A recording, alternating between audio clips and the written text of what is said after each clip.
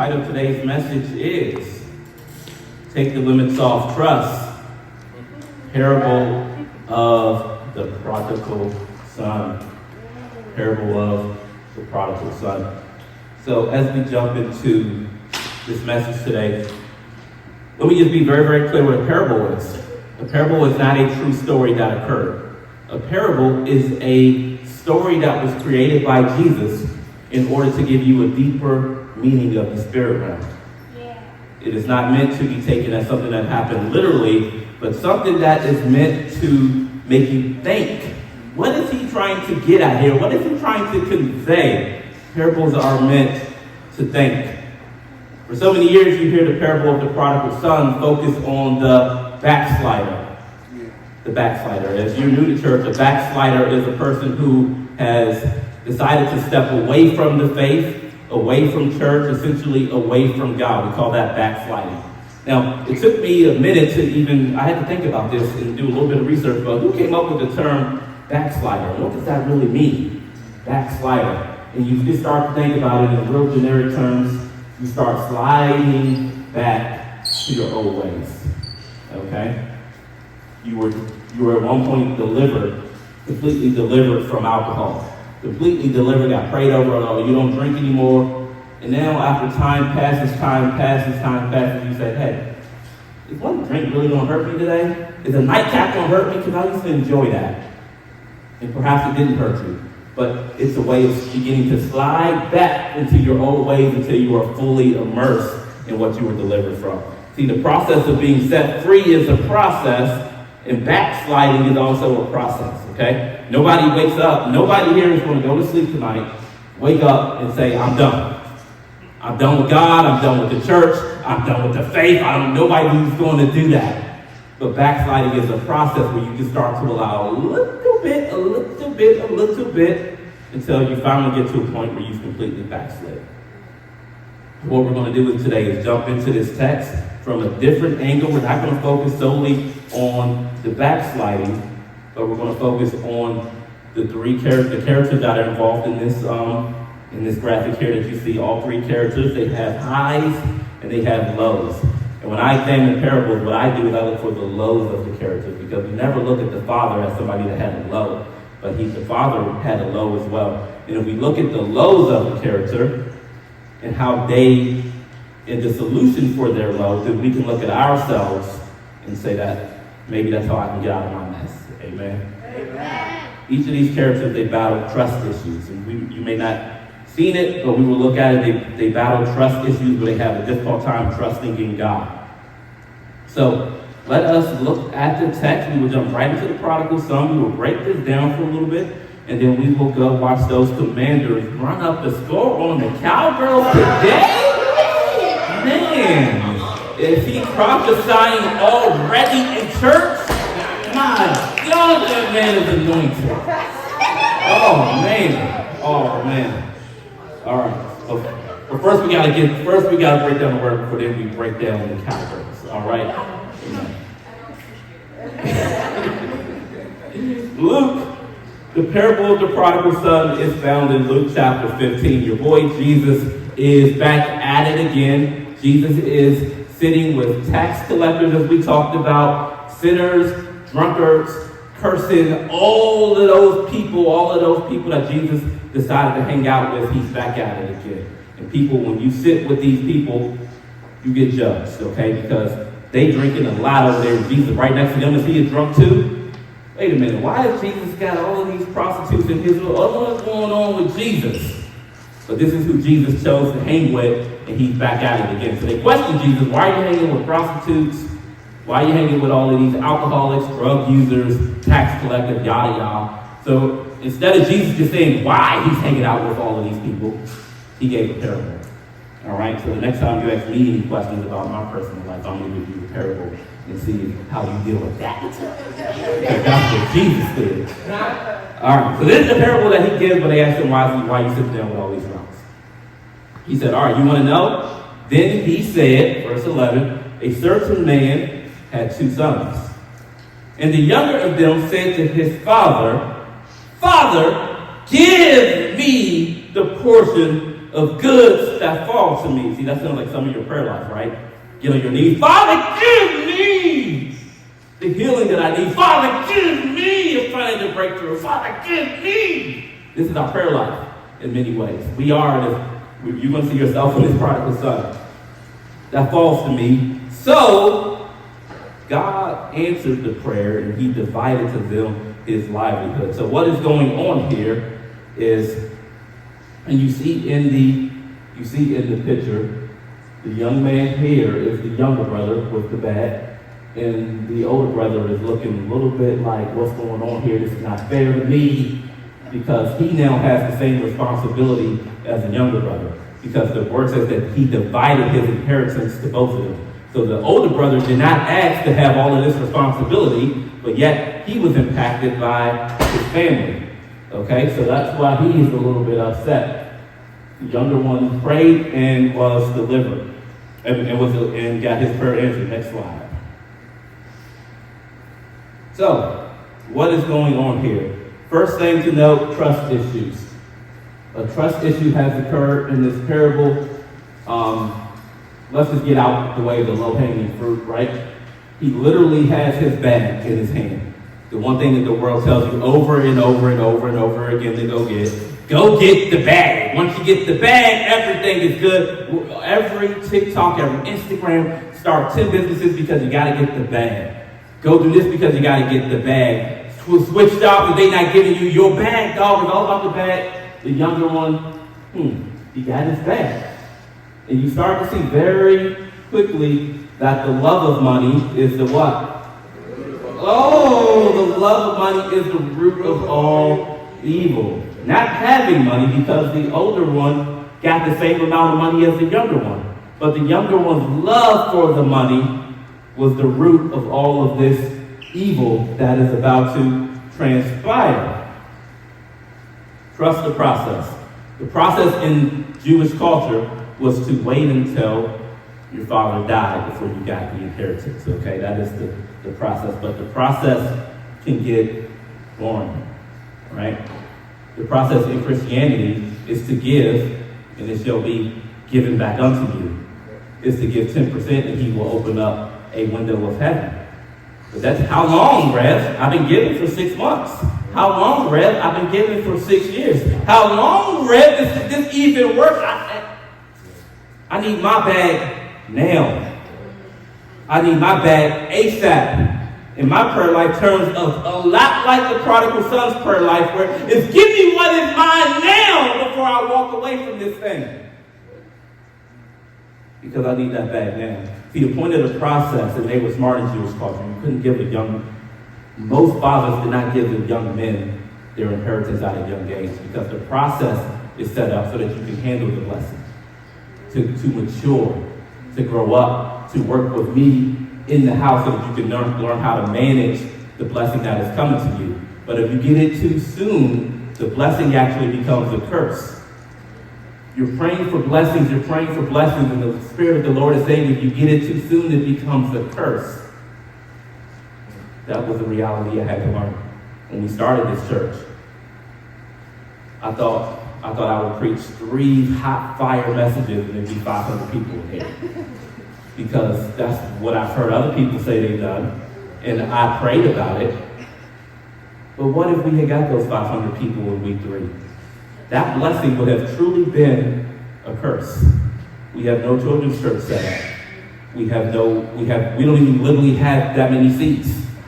We didn't have the structure set up. We don't have ministries created. We have never created a backdrop yet. We have kitchen breaks open. We have no structure in place.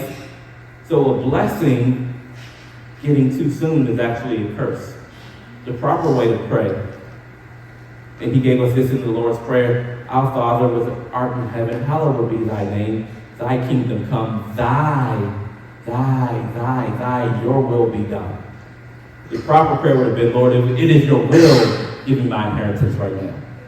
And the Father would have said, oh, it's not my will because it's going to destroy you and kill you.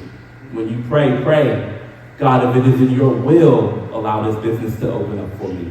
God, if it is your will, allow these situations to occur in my life. So that way, the onus is off of the child and is put on the father. because God answers his prayers. So you can pray for this stuff and it will happen to you because God will not break your will. And you can ask for anything in my name. But perhaps you're asking for something that's going to turn into a curse. Okay, that's for somebody. So what has to go on here? All the son has to do is trust the process. Trust that your steps are ordered. Trust that you are exactly where you should be. Trust that you are in God's perfect will, even if it seems like everybody else around you is living a better life. When I first graduated college, I started out in the mailroom. You want to talk about trust the process. This is a person that's giving their tithes and offering, growing up in the church, trying to do everything right. Yeah, I'm in partying a little bit, but I'm trying to do the right thing. I've been in church my whole life, and you would think this is the opportunity where God will open up the door and make me manager of a company. Open up a door and put $100,000 in my pocket. Open up the door and give me these things. But my first job was in a mailroom with a college degree, walking around handing out mail. And the laughter came in from friends. The laughter came in from family. The laughter was there. It was not something that you think of as a proud job. But if my steps are ordered, they are ordered. Amen? The steps are ordered. And this year, we just had a work retreat Saturday. And all of the managers, partners, all of the big wigs are there. We talk about the firm culture and the revenue that we've created, and yada, yada. And they basically, long story short, they came to the conclusion that I run the best organization in the country. The best department in the country. When you look at the statistics, the data, and you compare it to law firms nationwide, it's clear. And you go back and people want to know what's the secret, what's the success, well, how do you do it? First of all, it's nothing but the favor of God. Second of all, I started out in the mailroom. I started out on the ground level and actually learned how to do mail in excellence. And doing mail in excellence translates to doing big things in excellence because it's all interconnected. And I start to see that when God has you in a particular area, it is not for me to get on my knees and to demand that he gets me out of it, but it's for me to trust that God has me in his perfect will and to do excellent, even at the small things like working in a mailroom. Or like setting up the coffee table. Or like ushering. Or like doing minute things that people might think is beneath them, but you do those things in excellence. You trust the process, and God will make you ruler over much. Shout out to my ushers, who I missed last week at the anniversary because I didn't write anything down, and I missed the ushers. And I shout out to you guys because you guys do behind the scenes quiet work. You guys get here early to set up things. You guys do that type of work, and you got to trust the process. When I was an usher for 17 years and people wondered, how do you have leadership skills? How do you know how to look at things from a higher level? Because the usher is sitting back looking at the church from a higher level saying, is everything good? Just like being a manager. Amen. All right, let's keep up with this parable. Good job. And not many days after he got his bag, not many days after, the young son gathered all together, journeyed to a far country, and there wasted God's blessing. Ooh, so you can pray for a blessing, cry for a blessing, come to the altar for a blessing, get a blessing, and then waste it. Oh my God. There wasted his possession with prodigal living. In this picture here, he literally becomes the tail and not the head. I proclaim that over you every day, that you become the head and not the tail. And sometimes that's looked at in a way of, I want to be the top of the company, not the bottom, or I want to be above everything. But no, the head and not the tail signifies that you live for God and not of the world. Okay? That's what that really signifies when I'm proclaiming that over you every week. So I'm going to let that hat out the bag, the rat out the bag. That's what I'm actually proclaiming, that you live for God truly and not the world. Because in this picture, all I did was win, no matter what. This is what's going on. It looks exactly like a Bud Light commercial. In those Bud Light commercials, what are they doing, man? Bud Light pays millions of dollars to just dominate the Super Bowl. Bud Light over and over. They're so funny. They're having such a good time. And you look at somebody like me, they're saying, man, that was actually pretty fun. I'm kind of mentally, I'm sliding. You see how these images make you slide back?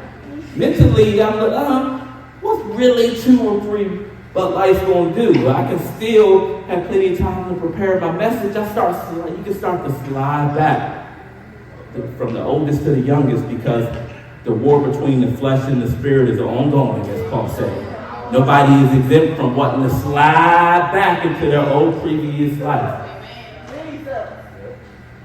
And all he's doing is winning in this situation.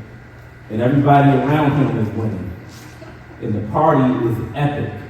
And the party is everything that it's supposed to be.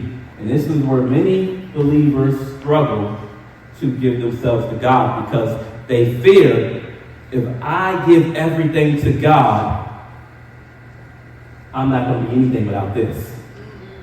Because this is everything to me. This is my identity. This is where I can take a load off. This is where I can be myself. Not understanding that the wages of this action will lead to death.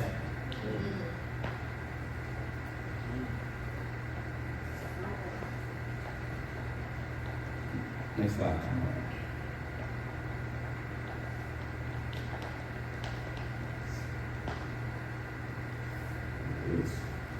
But when he had spent all, there arose a severe famine in that land, and he began to be in want. So 2 things are going over here. The famine is out of his control. The economy is out of your control. The recession is out of your control. Target not having any food and bread, and their shelves being not stocked, is out of your control. And what we have the propensity to do is to blame the famine in the land, not knowing that God already gave us all the tools that we needed to survive that drought. That week in and week out, we have an opportunity to sow seed so that we can have fruit in the time of famine. Yes. That God has already provided everything. And what folks do is they very seldom take responsibility for their action. He spent all, so that's his action. Then there was the famine. So it's not just the world is against me, yada yada, is what did you do? Because the God that we serve is ahead. He's not behind. He's a forward thinker. He's already equipped you with everything that you need to battle your next famine. Because the next famine is coming. The next lack is coming. The next layoff is coming. Okay? The next sickness is coming. God didn't say we would be exempt from life. The famine is coming. But you can spend it all, or you can save it up. You can be wise like the ants. Verse 15. Then he went and joined himself to a citizen of that country, and he sent him into his fields to feed swine. And this right here is where Jesus used a little bit of shock factor or a growth factor to get his audience zeroed in on him. When the text was written, swine was almost like despised, hated. Like it would gross you out that somebody can sit there and eat that pig with all that fat juice dripping off of it, and it stink, and they eat chitlins, and swine made them like ugh. Not only that, swine was against the law for them to eat. Swine was against the law for them to be around. They were not able to partake in pigs. So Jesus used this example to show you just how dirty you get away from the presence of God. Just how quickly your life can turn into a mess. Not only is he feeding, not only is he doing something illegal, but he is literally emerged in one of the grossest things that were out there for his time. Eating with the swine. And this reminds you of getting dressed up, thinking all week about this party you're going to, or this celebration, or it's Auntie so-and-so's birthday, and it's at this restaurant, and what am I going to wear, and what shoes I'm going to put on, and I got to get a haircut, I got to do all these things to go, and I have it so built up in my mind, and then I get there and I realize that I'm eating with swine. I get there and realize that I'm miserable. I get there and realize that this is not what I'm cut out to be. I get there and I realize that I gotta now even get more intoxicated than I wanted to because I'm having such a bad time. And I realize that I'm eating with swine when I was meant to be in the palace. And this is what's going on here, that the thought of what life would be like does not match the reality of what life became.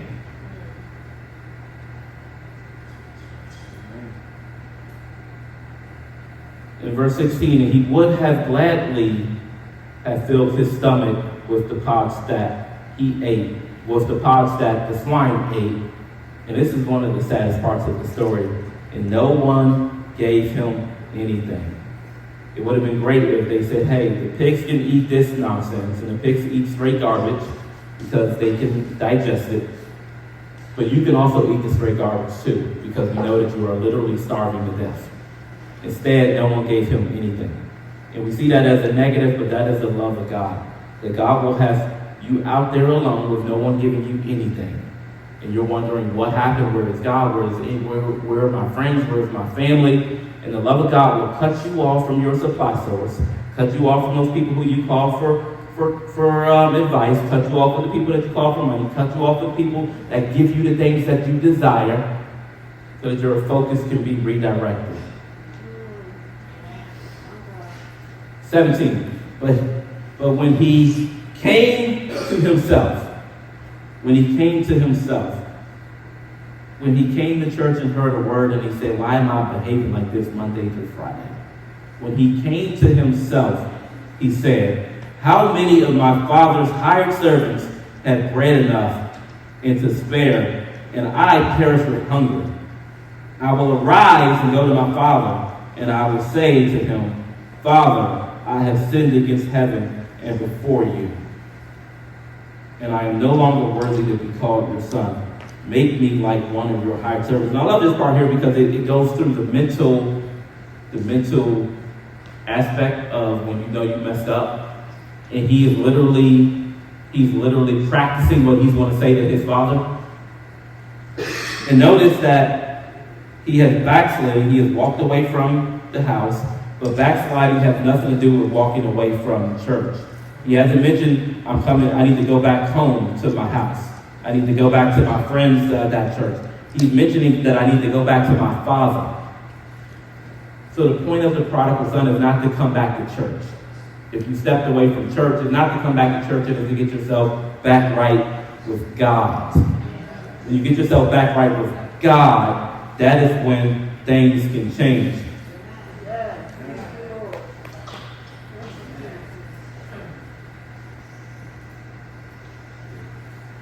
And this is the turning moment. I isolated a little part of the text. I will arise and go. See, a lot of people, they come, and it says the prodigal son came to himself. He thought about his actions. He thought about what he did. He came to himself. And you hear the moment that you have the thought, when you come to yourself and you realize who you are, that's the moment to change. And that is the moment that change can begin to happen. But what we do is we hear a word of God. I know I need to change. And we stay seated in that muck and mire. We stay seated by those swine. We keep taking phone calls. And we keep going to these places. We keep doing the things. We don't make a change. The changing point is he came to a realization and he arrived and he went into action. Faith without works is a revelation without doing anything tangible is So we come to church, we get a revelation. You know what, I can't do that better. You know what, I need to make a change. You know what, he's talking to me. And then we have a propensity to go home and watch the Commanders dominate the Cowboys. And we make no changes. And then we continue in the same cycle over and over and over. The key to Christianity is to hear a revelation and then get up and do something about it. Get up and delete some numbers. Get up and delete some burner accounts. Get up and delete some burner accounts. Get out of some DMs. Stop chatting with people. Change who your friends are. It's Friday night and they blowing me up, but this time I'm not taking those phone calls. I'm just cutting it off. And I love in the text that he didn't give a 2-week notice. He didn't. Jesus didn't say he went around to do it right and told everybody, I'm not going to be doing this no more. Hey, y'all, I'm quitting this. Don't call. He didn't do none of that. He just got up and he just went. I'm not going back to these people and saying, hey, y'all, don't call me no more because I heard a revelation and now no, they're going to pull me right back in and I'm going to be sliding. Well, you just come on to this point and then you be good. We get it because we trying to change too. No. Cold turkey. You just get up and go. That's what worked for me. Because I was the prodigal son 10 times out of 10. A boy who grew up in church, who knew all the scriptures, who was quoting scripture at 4, 5, 6 years old, who was speaking in tongues and followed out at Outreach Christmas Center and doing all of those things and ended up right in the mud, right in the swine, right doing things that I knew wasn't right. And in my late 20s, I had to just get up and arise and walk out of that place. And now I look back and have people text me them in pictures of clubs and bars and texting me pictures with middle fingers. People that you used to run with, texting you with middle fingers when all of your college buddies got together and did something, and now they sending you a picture with middle fingers while you preparing to preach. But that's what happens when you walk away from that life. And see, you walk away from that life for them. Not because you are against them, but because you are for them. And somebody got to live this thing called Christianity. We all can't be a part of the world and then want them to be a Christian on a Sunday. Some people got to step away from the muck and mire and say, hey, look at me. And I got to have trust. I got to have trust that I will be fulfilled on this side of town. See, that's where trust comes in. That if I give away a party, if I give away the alcohol, if I give away the burner accounts, if I give away texting all of these other women, if I give away all of these things that I know are bad, that I will be completely fulfilled in God's house. See, many people, they can't trust that. They say, if I give away all that, what will I have? If I give away cursing out people when I get mad, what will I have? If I give away hitting up all of these side pieces, what will I have? If I give away my butt life, what will I have? If I give away the porn, what will I have? What will I have for me? I can't trust that what God has for me is enough. And they don't understand that life cannot truly begin for a believer until you get up and you walk away from that life. And we want to run back and forth, serving two masters, back and forth, until we get to a point where we are tired and we are bitter. Because no man can serve two masters. And God is saying today is the day when somebody got to get up and arise and stop serving the world and then try to serve me at the same time because they are in opposition. They are in enmity with each other. And you got to get up, and you got to arise, and you got to do something tangible. And it can't just be a word, it's got to be action. Let us keep going. And he arose and came to his father. But when he was still a great way off, his father saw him and had compassion and ran and fell on his neck and kissed him. And the son said to him, Father, and I love this here because this is his prepared prayer. Okay, because you think to come back to God, you got to be prepared. I already know what I'm going to say to the rest because he can see me in 6 months. I already know what I'm going to do. I got to be prepared. I know what I'm going to wear because I've been away from God. And no. He says his prepared statement to his father. Here it is. Father, I have sinned against heaven and in your sight, and am no longer worthy to be called your son. He says his prepared statement to the father, but the father takes no notice of it.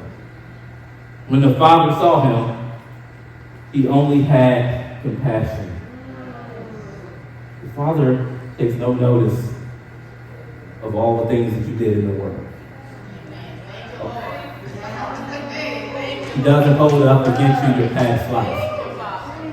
I've heard women come and testify in church that they used to be prostitutes and they used to be this and that, and they stand here today, and men don't always have compassion, but the Father has compassion. And the text doesn't say the Father questioned him about the money that was lost, because it was the Father's money that he had lost. Give me what's mine. Hey, I worked for this my whole life to give it to you. This ain't really yours.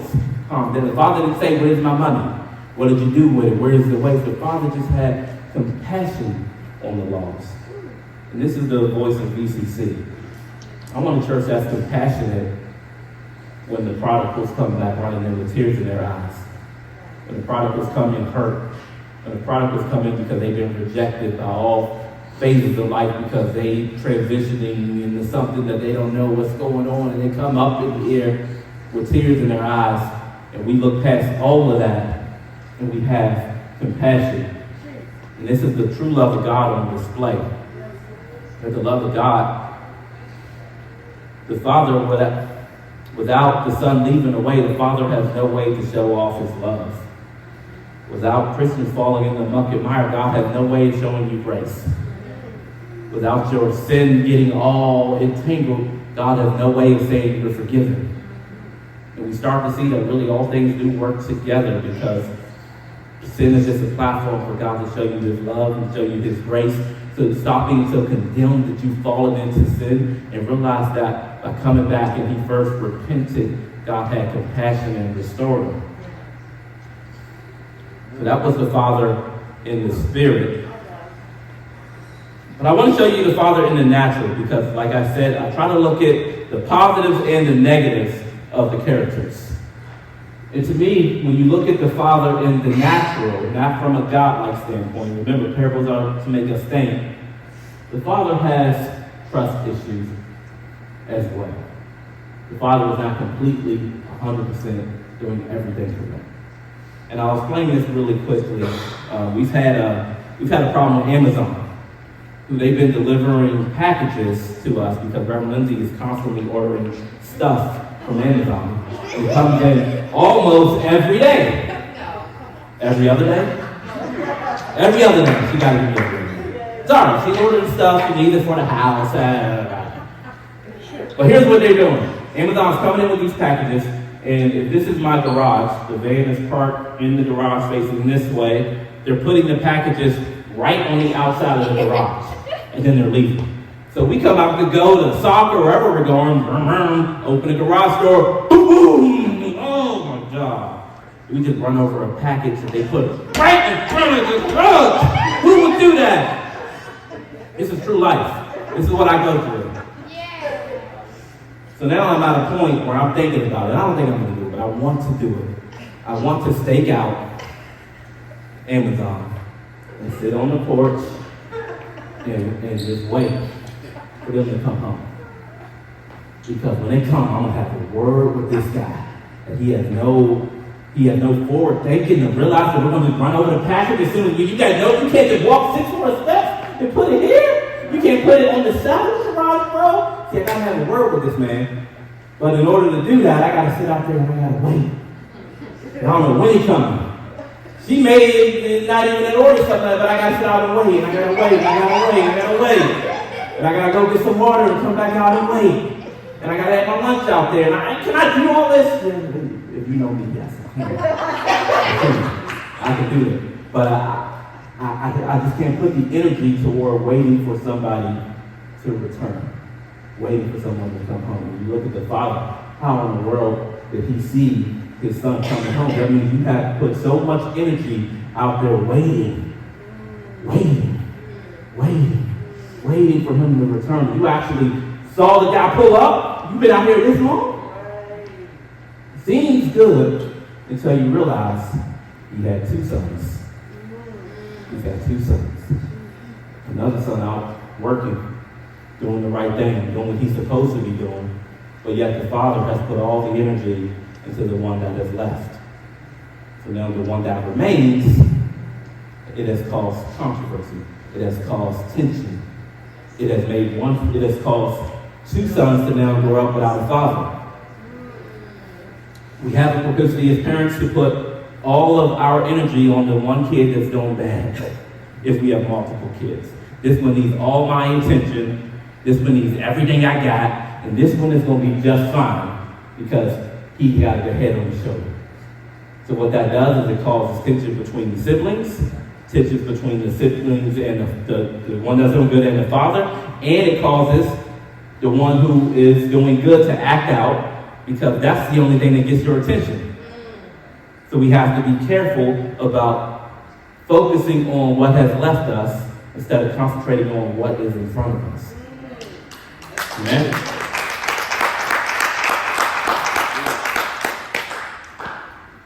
And this becomes the tale of many folks. Even in ministry, it's easy as a leader to focus on who left the church. Call them, question them, go to their house, try to figure out what we can do. I don't do none of that. I say, I smile and I let them go, and they're probably shocked, but that's like the last they hear from me. And it's fine, because I have to focus on what has remained. If I put all my attention on who walked out, what they said, what are they talking about me, why did they leave, and miss out on all this, I'm failing as a leader.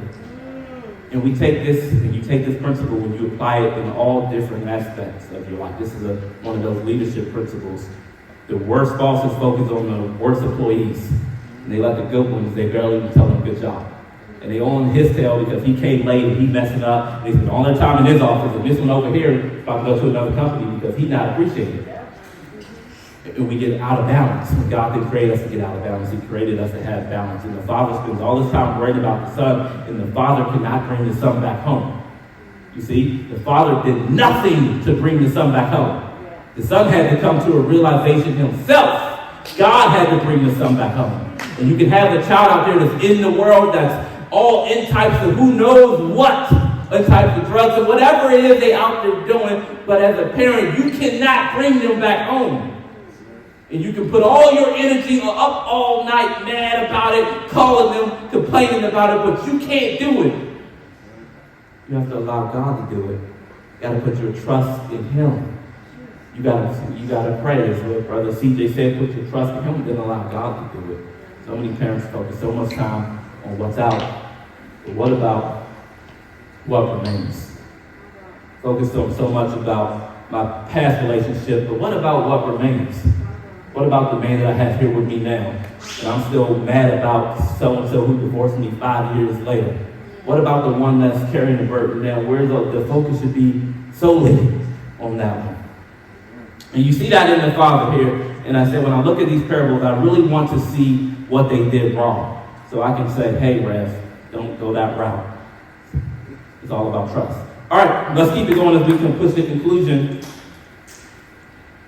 Verse number 22. But the father said to his servants, the boy has come home. He had a prepared statement. He's been around swine. He's wasted all of his money. He has completely messed up. He did the worst things possible. But the father said to his servants, bring out the best robe and put it on him. And put a ring on his hand and sandals on his feet. Oh, he came home even bare feet. That's how bad he got. And bring the fatted calf here and kill it, and let us eat and be merry. For this, my son was dead. See, I want to talk to somebody that came to church and they think they dead today. For my son was dead and is alive again. He was lost and he has been found. And they begin to be merry. He didn't put them through a process. He just completely restored them. Okay, we understand that? So some want to come back and they want to get back involved and they're worried about the process. What am I going to have to go through? What am I going to have to do? When you come back to God, you get completely restored. It's like you never left. He treats you better than actually when you were there. Okay? So come on back into the house. Come on back into the fold. Come on back and get your zeal back for God. Come on back and get everything that God has promised for you. He's got the fattest calf waiting for you. See that fattest calf, what does that do when you're hungry? Oh, it gives you rest. You ever been so hungry that first bite? Oh. it does something for you. That's what that was. It clothed him. It gave him a sense of security. It put things on his feet so that he can be fully restored as a man.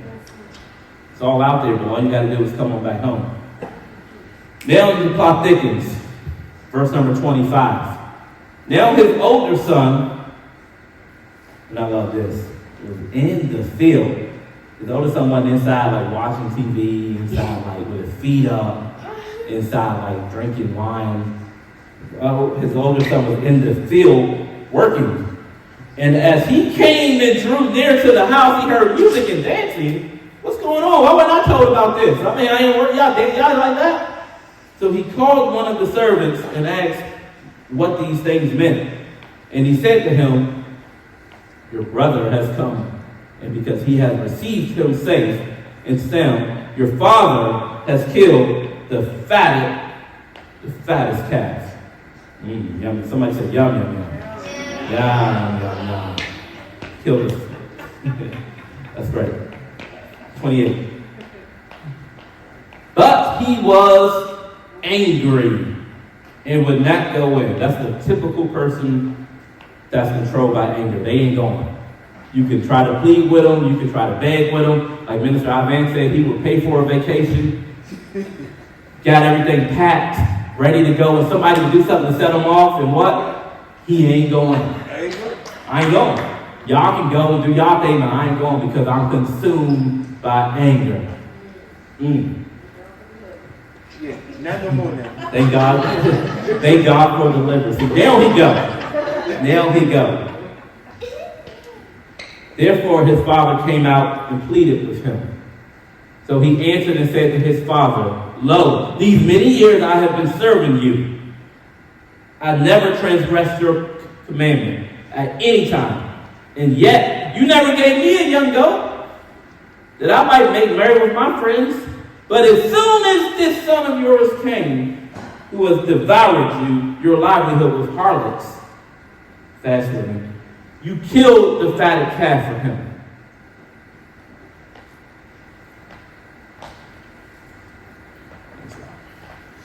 What is going on here? Well, he was angry and he would not go in. Anger has now completely overtaken the son. And he is saying things that he will later on regret saying. Because this is what angry people do. They go off at the mouth. They say things that they shouldn't say. They get physical when they should not get physical. They lose their cool. They lose everything. And then they have a lot of pieces to pick up. His son, who has forgotten what his lifestyle even is. The goodness of the father has become so normal that he now is upset. The goodness has become normal. What are you getting at, right? The goodness has become normal. If you live on a place where they're just killing calves, what did you have for lunch 2 weeks ago? What did you have for dinner last night? You're eating fatted calf at all times. This is your normal lifestyle. But we can become so entrenched with the goodness of God that it makes us not understand that we're receiving the goodness of God on an everyday basis. When you first started coming, as the brother just said, perhaps you were angry, perhaps you were addicted, perhaps you had all of these things going on, and you were delivered from them. And now that has become normal. And then you can come to church and not even act like God has done anything for you because the goodness is now normal.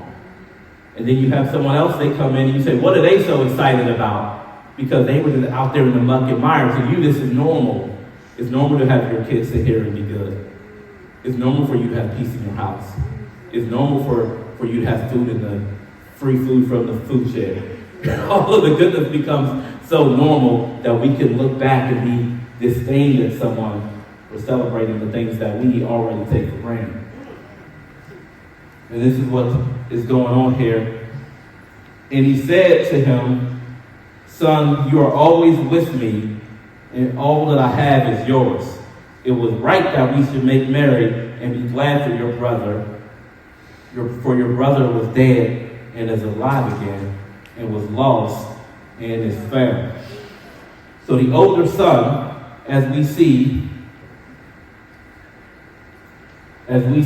also has trust issues on display. Let's just go to the next one. The scripture reads, Galatians 6:9, let us not become weary in doing good. This man is weary, even though he was doing good. He didn't leave. He was doing everything right. He was following the commandments. He was in the field working. He was doing everything that was asked for him. But he has become worried doing good. For at the proper time, we will reap a harvest if we do not give up.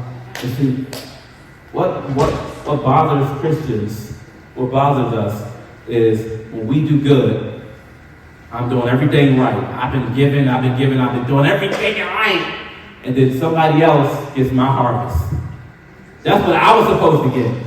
She up here testifying about a raise. That's what I've been praying for. She up here testifying about that he was healed. That's what I was praying for. Everything that I wanted got given to somebody else. And what sometimes hurts church folks even the most is when it's given to somebody that just came in off the streets. And that burns us up. When at Victory Chapel, when I stood up and I announced my assistant head usher, who had just got to the church maybe 6 months ago, and I said, and the Lord told me, that's him. You've been looking, that's him. I got guys that's been on the staff for 10 years, and you walk in and this guy been here for 6 months, and they waiting to see who's going to be the next assistant when you out, and I say the next assistant is going to be him. And they say, woo! That's my harvest. That's what I prayed for. That's what I wanted for myself. And it was given to somebody else. Let us not become worried in doing good. For at the, what time? When I want it? At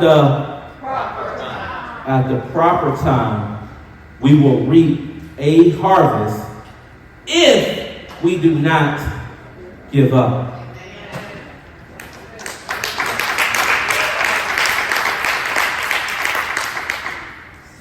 So I have to trust that my harvest will be there for me no matter what is going on in everybody else's life.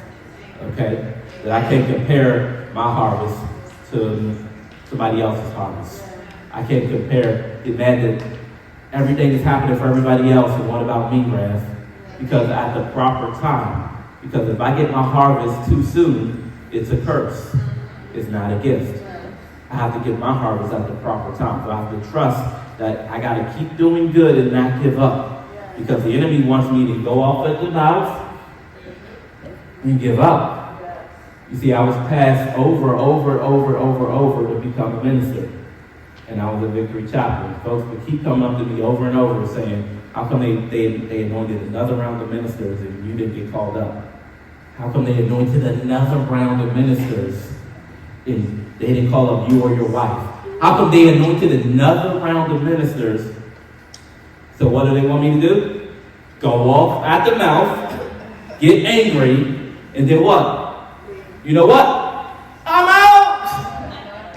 All this work I do, I'm out! I'll do it somewhere else. Go off on the mouth and get out, and then lose this thing here, which is the beautiful harvest. This never comes up. And that touched my heart that this is why I didn't quit. To be able to come here and just study the word with my family and my friends. And you guys mean so much to me. And you guys, and it's funny that you could be somebody else's blessing. But you guys are my blessing for not quitting.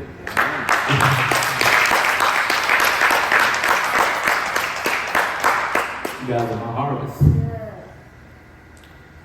Because I didn't grow worried in doing good. And I didn't grow worried being the pastor's son and just being an usher. And I didn't grow worried being the pastor's son and being a greeter. And I didn't become worried working with children and being passed over. But I kept doing good and I kept doing the best that I could at these things. And at the proper time, I have reaped the harvest because I did not quit.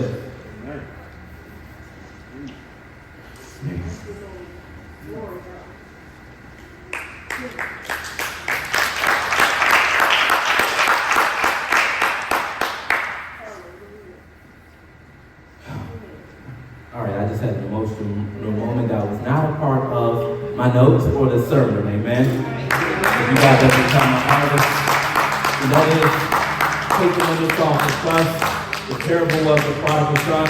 I pray that you stand on your feet and we worship God. The altar is open if anybody has backslidden, if anybody is prodigal, if anybody wants